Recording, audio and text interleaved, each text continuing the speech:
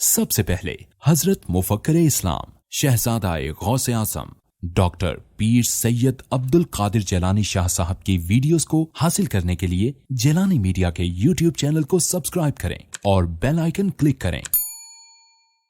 Videos اچھی لگے تو تھمز اپ دیں۔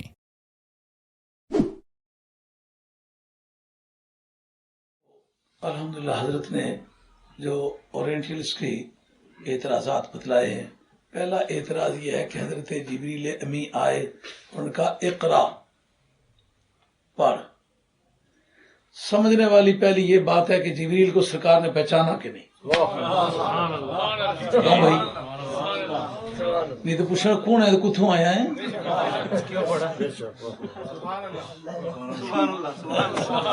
سرکار نے پہچانا کہ نہیں؟ پہچانا۔ جو جبریل ہیں یہ نہ نظر آنے والی مخلوق ہیں یا نظر آنے والی مخلوق ہے؟ نہ نظر تو نہ نظر آنے والی مخلوق کو آنکھوں سے دیکھ لینا یہ غیب دان کا صرف غیب دانی نہیں ہے بلکہ غیب کا مشاہدہ ہے۔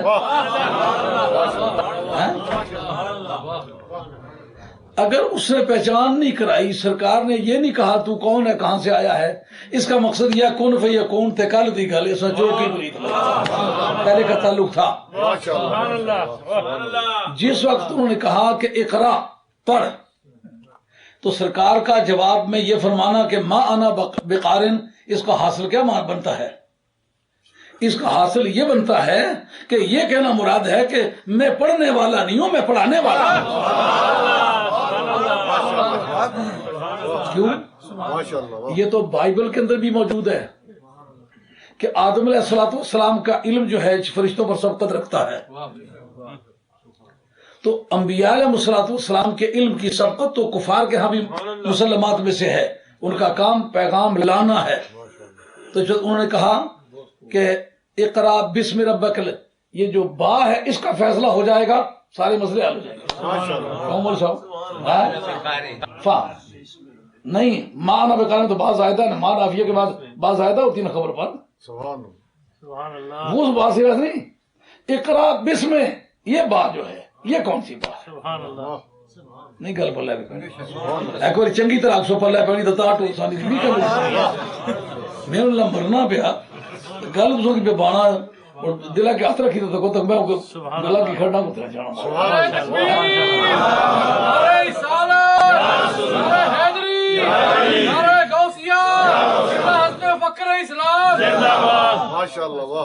ما انا بقارن، میں پڑھنے والا نہیں ہوں، میں پڑھانے والا ہوں۔ اس کو امام نووی نے ذکر کیا، میں اپنی طرف سے نہیں کہتا۔ ہاں، میں پڑھنے والا نہیں ہوں، میں پڑھانے والا ہوں۔ مجھے کیوں کہتا ہے پڑھ؟ اب سوال یہ پیدا ہوتا ہے کہ یہ چیپٹر پڑھنے کا ہے بھی؟ وہ جو غار میں لگے ہوئے تھے، وہ کئی مہینوں تک سلسلہ وہ جاری رہا، تو غار میں اللہ اللہ کرنے والا انسان خدا سے اس کا تعلق بن چکا ہوا ہے۔ تبلیغ کا کام جو ہے یہ مشاہدے سے ہٹ کے ہے، اس لیے وہ لوگ بھی تبلیغ کرتے جو مشاہدہ نہیں رکھتے، جو رب سے ملا ہوا ہو۔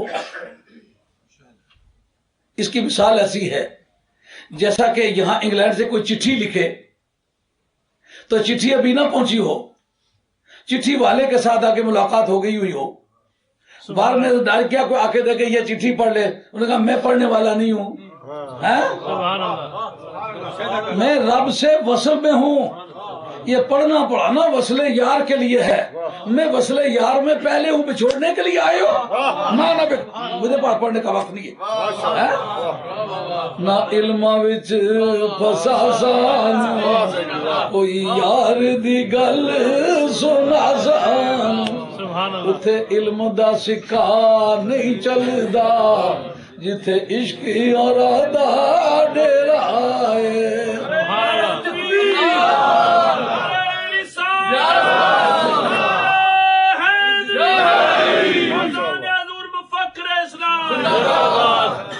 علم گردد حجاباں جا کہ من دیدار می بینم، علم گردد حجاباں جا کہ من دیدار می بینم کہ او جائے دیگر کر دستو من جائے دیگر دارم. العلم و حجاب الاکبر جو صوفیہ کا مسئلہ کا وہ یہی ہے. میں وصل یار میں لگا ہوا ہوں, مجھے کہتے ہو پڑھ, میرے پاس پڑھنے کا وقت نہیں, جاؤ اپنا کام. اس جگہ پتہ چلے گا وہ با کی قسم کون سی ہے. یہ بائے استطاف ہے جناب. اقرا اور واسطہ ہی سونیا رب نا, اس کا نام ہے بھائی. کیوں مولوی صاحب؟ مولوی صاحب بڑا لائق قسم زباندار آدمی ہے. یہ بائے استطاف ہے ناویوں کے نزدیک. کدے پوچھو تو گلا پتہ لگنا, کدے نہیں آخیا جی بائے استطاف بھی کوئی نہیں. اینا 15 سالاں وچ کدے ماڑی زبانی گل سنی ہے؟ یہ جی دعائی واسطے استعمال کیا, وہ واسطہ ہی, وہ دعائی ہے. وہ اپنے پترا نہ صدقہ یارا, اپنی جوانی نہ سونے صدقہ. اس کو کہتے ہیں استحطاف. یہ بائے استحطاف ہے, یعنی آپ اپنے کام میں لگے ہوئے, آپ کا معاملہ تو چل رہا ہے, لیکن یہ خدا کی مخلوق خدا کے لیے پڑھے, یہ ہلاک ہو رہے ہیں. ابراہیم علیہ السلام کے خاندان کے لوگ بت پوجنے لگے ہیں, وہ بتوں کو توڑ کے آگ کے شعلوں پر بیٹھے, اور اس کی اولاد کے لوگ جو ہیں وہ بت بنا کے پوجنے لگ جائیں اور اس جگہ بیٹھ کے پوجیں کہ جو اسے اللہ کی پوجا کے لیے جگہ بنائی تھی. اس لیے خدا کے لیے پڑھے. سبحان اللہ. اچھا, اب بات خیال میں آنے لگی ہے کہ قصہ کیا ہے. معنی بقارن کا معنی بھی سمجھ میں آ گیا ہے کہ میں پڑھنے والا نہیں ہوں, میں پڑھانے والا ہوں. یہ کہ سرکار دو عالم علیہ السلام کو سردی لگی, زم لونی, یہ تو ایک واضح بات ہے جناب. جو بنیادی طور پر نور ہے وہ ہے ہی ٹھنڈا. حدیث نہیں ہے کہ عالم خواب میں کیا دیکھتا ہوں کہ پروردگار کو رأیت ربی فی احسن سورہ, اللہ تعالیٰ کو بڑی پیاری صورت میں دیکھا. تو پروردگار عالم نے مجھ سے پوچھا بما یختصم الملاء الاعلی, یہ عالم بالا کی جو مخلوق ہے آپس میں کیوں لڑتے رہتے ہیں؟ میں نے کہا انت عالم یا ربی, خدا تعالیٰ تجھے بہتر پتا ہے. اس وقت پروردگار نے فوادہ یدہو بینا کتفیہ وفجدت بردہا بینا صدیہ. جس وقت میں یہ کہا مجھے اللہ تعالیٰ تو بہتر جانتا, مجھے کیا پتا ہے. اس وقت پروردگار عالم نے اپنا دستے بے کیف میرے دونوں کندھوں کے درمیان رکھا, اور میں نے اس وقت وصول فیض کی ٹھنڈک اپنے سینے میں محسوس کی. اگر نور کی تاثیر ٹھنڈی نہیں ہے تو ٹھنڈک محسوس کیوں کی ہے؟ بخاری جہاں ہے کہ پل صراط پر سے گزر رہے ہوں گے, جہنم پکار پکار کے کہے گی مومنوں سے کہو جلدی سے گزر جائیں, نہیں تو ان کے نور ایمان کی برودت سے, ٹھنڈک سے میں جہنم ہو کر کے ٹھنڈا ہو جاؤں گا, اور پھر کئی قیامتیں بھی آ جائے دوبارہ میں نے گرم نہیں ہونا. سبحان اللہ. وہ مومنوں کے سینے کا جو نور ہے نا, اس کی تاثیر سے دوزخ ٹھنڈا ہو جائے گا. معلوم ہوا کہ نور کی تاثیر ٹھنڈی. حضرت باجد بستامی رحمۃ اللہ تعالی دعا مانگ رہے, مولا کریم مجھے جہنمی بنا دے, مولا کریم مجھے جہنمی بنا دے. عام طور پر مرید کہتے آمین آمین, لیکن جب کہا جہنمی بنا دے تو سب مریداں ہی عادت اللہ کری سکتے. وہ پوچھنے لگے یہ دعا کبھی کسی نے نہیں مانگی, آپ کیوں مانگ رہے ہیں؟ ان کا قصہ دراصل یہ ہے, اللہ تعالیٰ نے میرے سینے میں جو نور ایمان رکھا ہے نا, اگر ایک مرتبہ لے کے میں جہنم سے گزر جاؤں تو لاکھوں بھی قیامتیں آئیں, اس جہنم نے پھر گرم نہیں ہونا. سبحان اللہ. تو سب کا ہی بھلا ہو جائے, خدا کا اس میں کیا بگڑتا ہے. تو جو بخاری کی حدیث ہے کہ ان سے وَإِن مِّنكُمْ إِلَّا وَارِدُهَا, یہ عبارت تو اسی طرح وَإِن مِّنكُمْ إِلَّا وَارِدُهَا, اس کے تحت لکھا ہے محدثین تم میں سے کوئی بھی ایسا نہیں ہے جو اس پر وارد نہ ہو, یعنی جہنم پر تمہارا ورود ہوگا. اس جگہ لکھا ہے کیا لکھا ہے کہ جہنم پکار پکار کے کہے گی کہ عاشقان رسول کے سینے میں جو نور ہے نا, اس کی ٹھنڈک سے جہنم کی آگ نے ٹھنڈا ہو جانا ہے, کبھی تو بغیر گرم نہیں ہو سکے گی. اسٹیبلش ہوا کہ نہیں کہ نور کی تاثیر ٹھنڈی ہے. آج صوفیہ کا ایک مسئلہ ہے جناب, جس کو حال وارد ہونا کہتے ہیں, اسی کو وہ بنیاد بناتے ہیں. صوفیہ کہتے ہیں جس وقت پہلی مرتبہ ولایت ملتی ہے اس کا نام ہے حال کا وارد ہونا. اسے سردی لگتی ہے.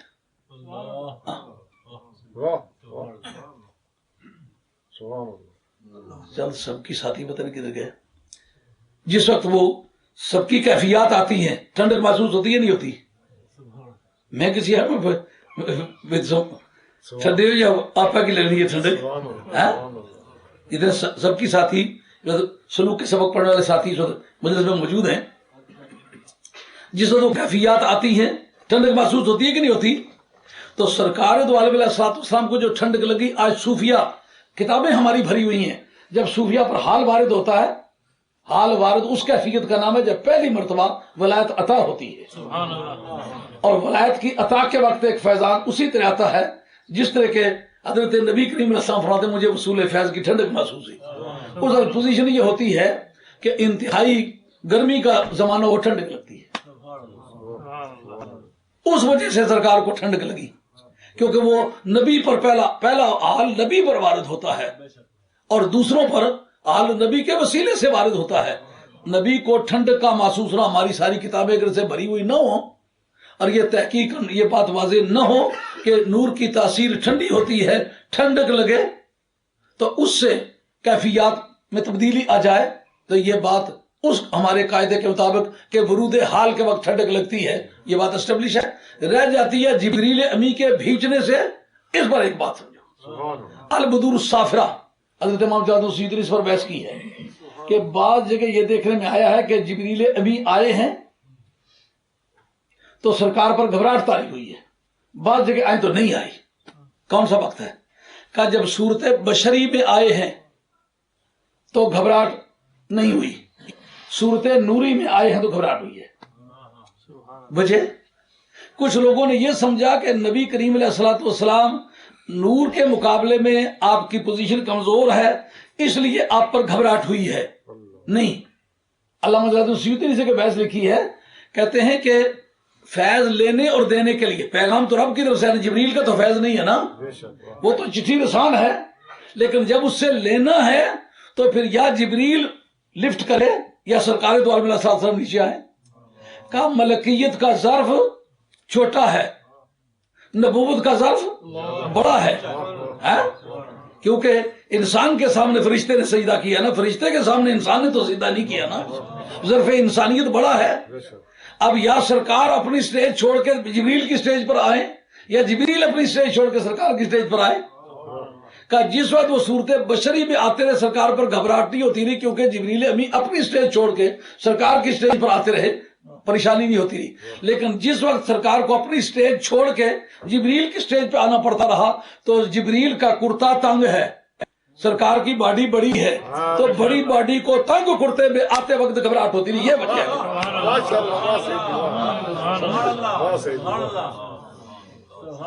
رہ جاتی ہے یہ بات کہ حضرت سیدہ خدیجہ کبریٰ نے آپ کو نبوت کے بارے میں یقین دلایا. دیکھنا یہ کہ حضرت سیدہ خدیجہ کبریٰ کسی یونیورسٹی کی پڑھی ہوئی ہے, جن کو ساری زندگی بتوں ہی سے واسطہ رہا, بتوں کی دنیا میں پرورش ہوئی, اسی شہر میں پیدا ہوئی جو پیدائشی طور پر بت پوجے جا رہے تھے, اور بنانے والے اسی خاندان کے کوئی چچا کوئی ماموں کو کچھ. جب سارے گرد و پیش میں لوگوں کے گھروں میں بت تھے, اور حدیث میں آتا ہے لوگ جاتے تھے آٹے کے بت بنا کے ساتھ لے جاتے تھے, کبھی ضرورت پڑے تو ان سے استنجا بھی کر لیتے تھے. اتنی سخاوت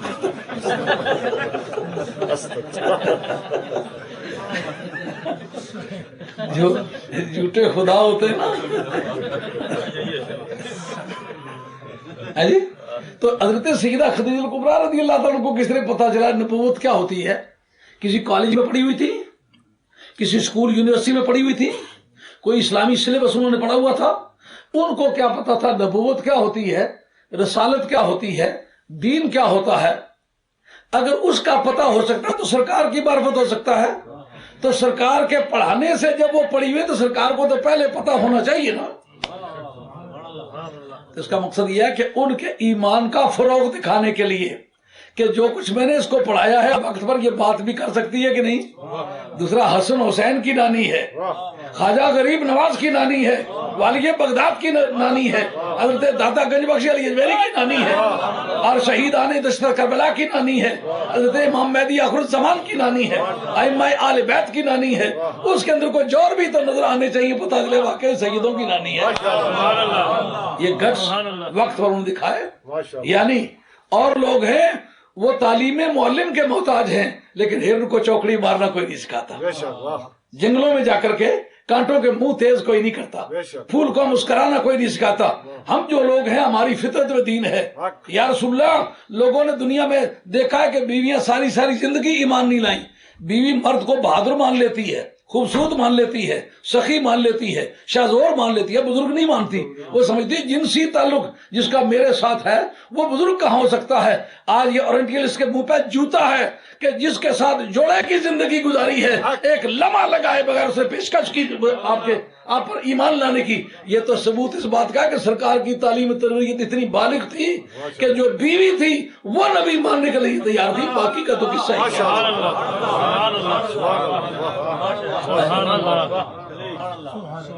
اور ورقہ بن نوفل کے پاس لے جانا جو ہے، اگر یہ اس کو بخاری نے ذکر کیا ہے، کتب شعر نے اس کا ذکر کیا ہے، لیکن محدثین نے حدیث کے اس ٹکڑے پر تنقید بھی کی ہے کہ یہ بات قابل اعتماد نہیں، لیکن میں اس کے قابل اعتماد مانتا ہوں۔ اس کی بنیاد کیا ہے؟ کہا دراصل آپ بات کریں، آپ کی بیوی تائید کر جائے، اس کی قیمت اور ہے۔ آپ کسی اللہ محلے کے دشمن کے سامنے بات کریں جو آپ کے ساتھ کوئی تعلق نہیں رکھتا، اس کے سامنے بات کریں تو وہ پہلے فرسٹ انسٹنس میں آپ کی حمایت کی بات کر جائے تو وہ امپارشل ایویڈنس ہے۔ جب کبھی کیس چلے گا تو وہ آپ کو شہادت کام آئے گی، بیوی کی شہادت آپ کے کام نہیں آئے گی، بچے کی شہادت کام نہیں آئے گی، وہ انٹرسٹڈ ایویڈنس ہے۔ لیکن جو مخالف دھڑے کا آدمی ہے، دشمن دھڑے کا آدمی ہے، وہ ایک ایکسونریٹ کرتی ہے آپ کو، وہ ایکسکلمیٹری ایویڈنس ہے، وہ آپ کو جتنا کام دے گی، بیوی کی شہادت کام نہیں دیتی۔ اس وقت ان کا وہاں لے جانا، اس کا مقصد یہ ہے ورقہ بن نوفل کو باوجود اس بات کے کہ اسی قبیلے کا ہے، بندہ عیسائی ہو گیا ہوا ہے اور عیسائی مذہب کو اپنا دین سمجھتا ہے، لیکن اس کے اس دین تبدیل کرنے کو بھی لوگ عزت کی نگاہوں سے دیکھتے ہیں اور حق پرستی سمجھتے ہیں۔ جب یہ کوئی بات کر دے گا نا تو دشمنوں کو بھی ماننا پڑے گا۔ واقعی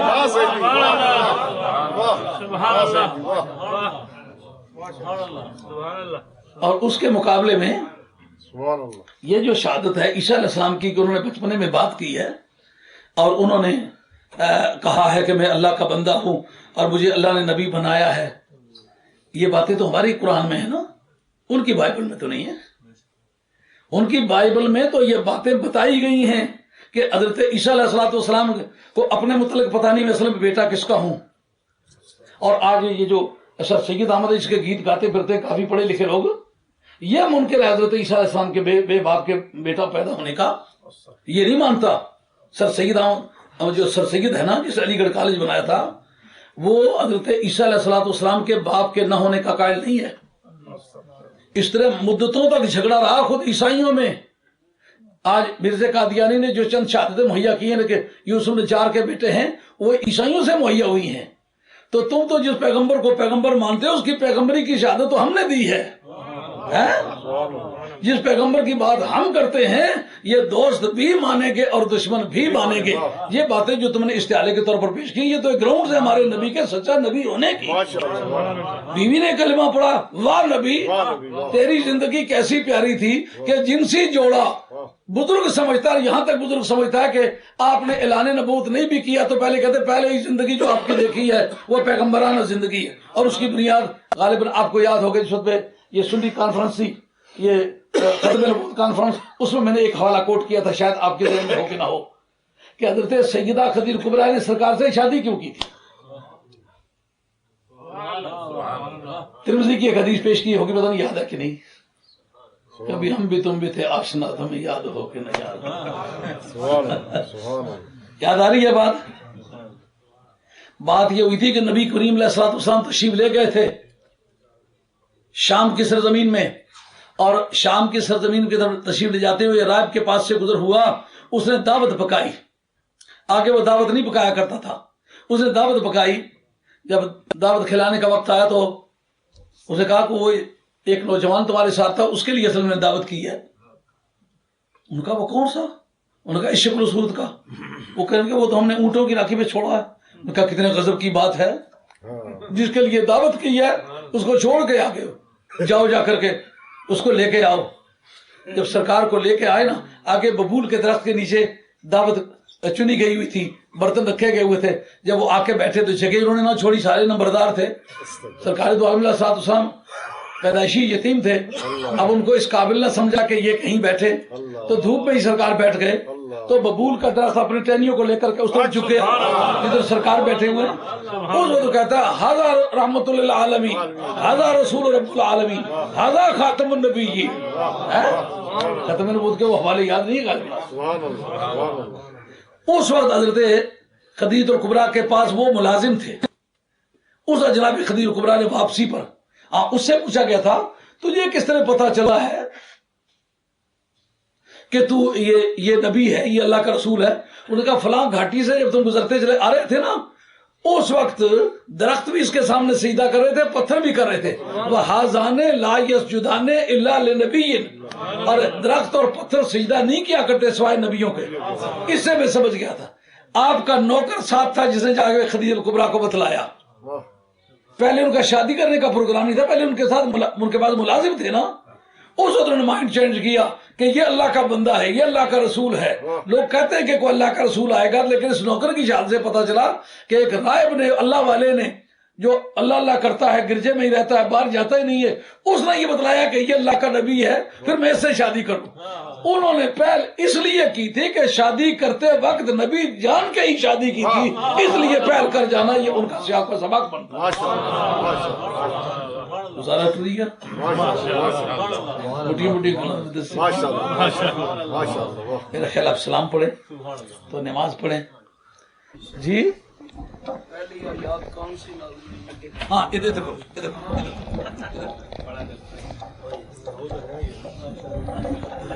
हाँ पहले आयत कौन सी नाजिल हुई?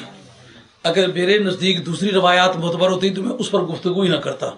मेरे से पहले नाजिल ही नहीं हुई तो बहस क्या है?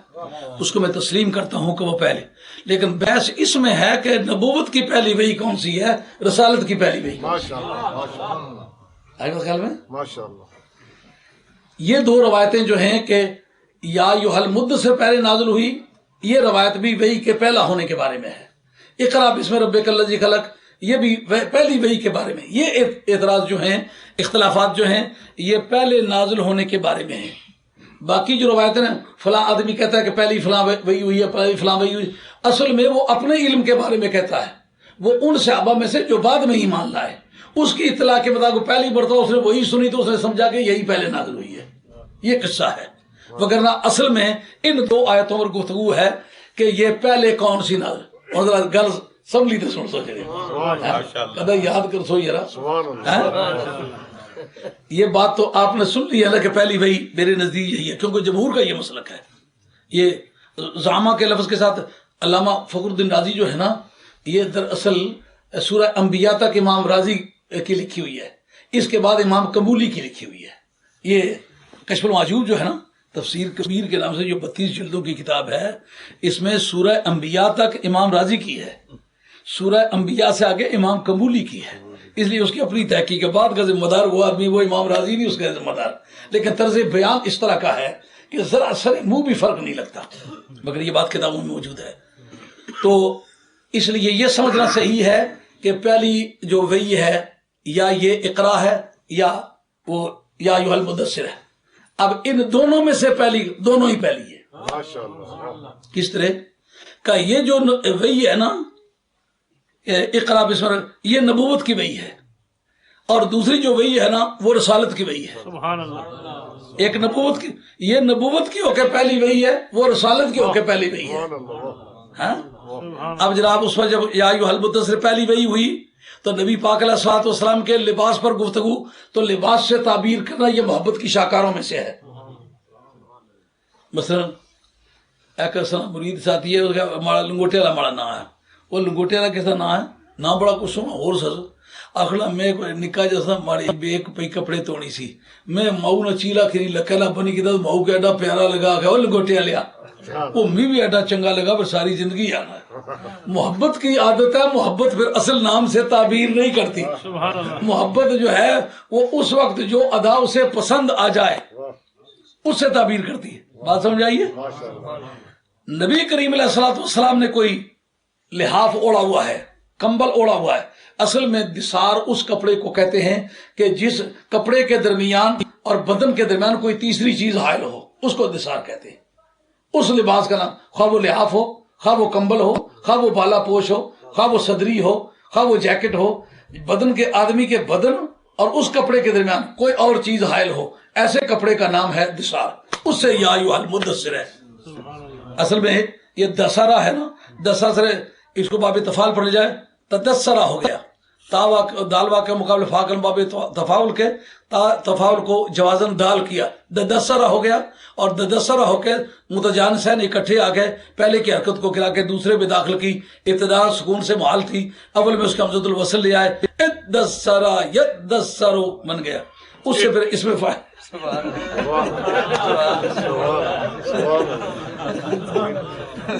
फनून की तैयारी भी शर्त है। तो ये बाबे तफाउल है, और कंबल के ओढ़ने वाले, और लिहाफ के ओढ़ने वाले, और भाला पोश के पहनने वाले, ये माना है। तो खुदा ताला को कोई अदा सरकार की ऐसी पसंद आई कि मोहम्मद कहने के बजाय, नबी कहने के बजाय, रसूल कहने के बजाय जो सरकार की अदा थी उसको मौजूए गुफ्तगू बनाया। ये प्यार की शाकार है। जिन्होंने ये दावा किया है कि पहली वही रसालत की या अय्युहल मुद्दस्सिर है, उन्होंने ये दावा किया है कि आखिरी वही जो है ये अल-यौमा अकमलतु नहीं है।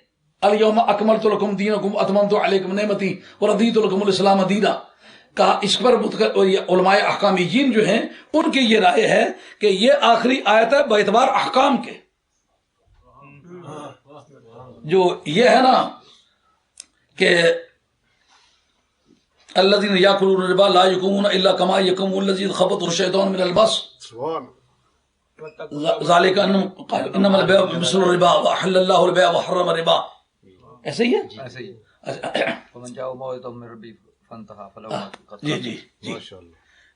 एक तबका कहता है कि ये जो है ये आखिरी आयत है, ये आखिरी आयत है बेतबार सूद की हुर्मत के। अल-यौमा अकमलतु लकुम दीनकुम बेतबार आखिरी आयत है बेतबार अहकाम के, और बेतबार तकमील कुरान के आखिरी आयत है लक़द जाअकुम रसूलुम मिन अनफुसिकुम अज़ीज़ुन अलैहि मा अनितुम हरीसुन अलैकुम बिल मुमिनीन रऊफ़ुर रहीम। माना ये बने कि कुरान मजीद की पहली वही मदे मुस्तफ़ा से शुरू होकर आखिरी वही मदे मुस्तफ़ा पर खत्म हुई। मैं सदके हाँ उस सोने तुझे शहर मदीने दा बादशाह मौसूफ़ खुदा इल्लम यज़ली